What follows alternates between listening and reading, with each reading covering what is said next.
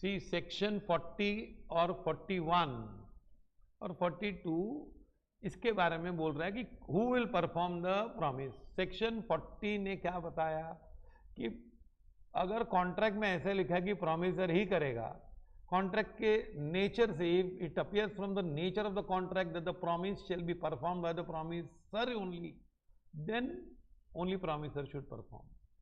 In other cases, the promise may be performed by an agent or promiser himself or his agent. इसमें कोई third party का लिखा नहीं था या रिप्रेजेंटेटिव का लिखा था, तो वो हमने सेक्शन किया है। अब सेक्शन 41 बहुत सिंपल है। When the promisee accepts performance of the promise from third person, he cannot enforce it against the promiser. अगर प्रॉमिसी ने थर्ड पर्सन से परफॉर्मेंस एक्सेप्ट कर लिया है, थर्ड पर्सन मतलब वो ना तो एजेंट है ना रिप्रेजेंटेटिव है प्रॉमिसर का, लेकिन थर्ड पर्सन से एक्सेप्ट कर लिया है, तो फिर प्रॉमिसर के अगेंस्ट वो कुछ नहीं बोल सकता है। Example, A promises to deliver 100 bags of sugar to be. ये बहुत सिंपल है कि अगर ए ने प्रॉमिस किया बी को मैं 100 बैग्स ऑफ शुगर भेजूंगा आपको, A is unable to deliver. A request B to accept 100 bags of sugar from C. बोलता C से दे देता हूं, C से दिलवा देता हूं 100।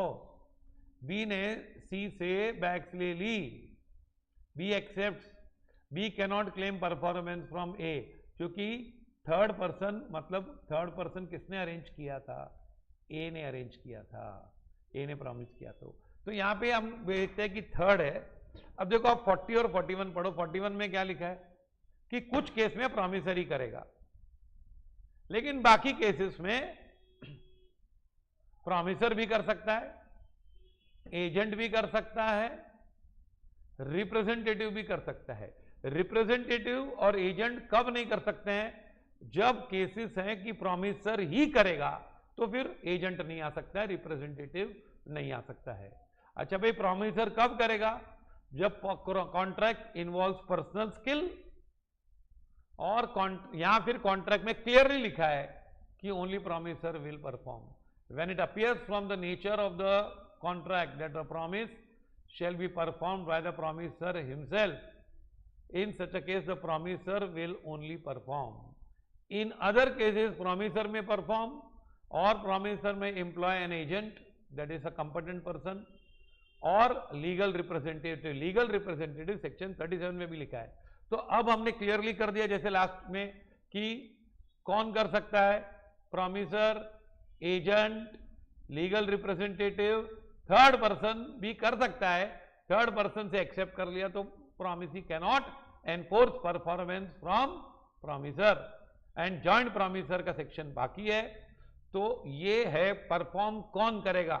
अब थोड़ा एनालिसिस करो। सेक्शन 37 क्या था कि भाई परफॉर्म करो या ऑफर टू परफॉर्म करो, unless the performance is dispensed by law और एक्सक्यूज्ड बाय लॉ, और गुजर गया तो लीगल रिप्रेजेंटेटिव करेगा, पर लीगल कभी नहीं करेगा जब कॉन्ट्रैक्ट में लिखा है कि प्रॉमिसर ही करेगा। और सेक्शन 38 में लिखा है कि अगर प्रॉमिसी एक्सेप्ट नहीं करता है तो promiser does not lose any right and the promisor will not be held responsible for non performance. इसको बोलते हैं वैलिड टेंडर। और उसकी कंडीशन है कि वो अनकंडीशनल होना चाहिए, टाइम पे होना चाहिए, प्रॉपर टाइम एंड प्लेस पे होना चाहिए, और it should be made for whole of the promise. Then we should allow promisee to ascertain that the promiser is ready to perform the whole of the promise. And last is, if it is for delivery of goods, the promisee should be given an opportunity for ascertaining that the goods are those which the promiser has promised to deliver.